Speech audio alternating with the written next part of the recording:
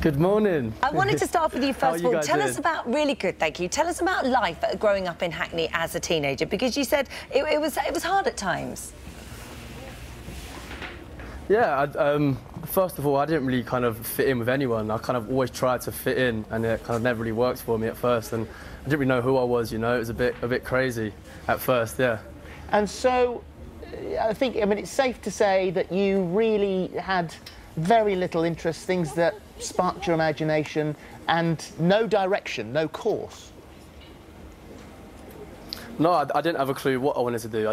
There was no one who kind of told me that there was options, that I could do this or that or that. I never had no one kind of like look up to apart from my family and my mum. I had no one to kind of look up to and say to me, this is an option, that's an option, you can do this, you can do that, you know? So, yeah, I didn't really know where I was going at all. Well, thankfully, your amazing mum did find a route through. You were very worried about him, weren't you? Yeah, I was worried about him. He'd gone through the... he felt like the education system had failed him. He literally, what he says, he was lost. He had no direction.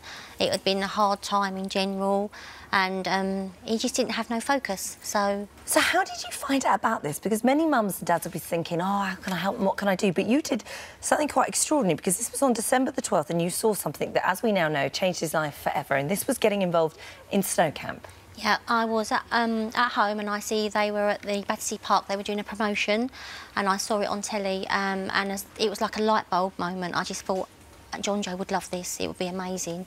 So I then went away, did some research. I contacted the charity, Lara.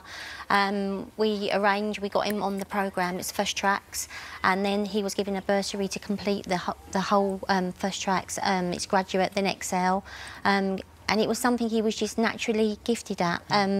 We got him on the programme, and at first he was like, I took him on the very first one. He was like, why have you even put me on this? It's not even, why have you even making me do this? Yeah. And I said, please, just go, just this one day. Just go one day, and if you don't like it, you'll never have to go back again. How did you feel that first day, Jonjoe?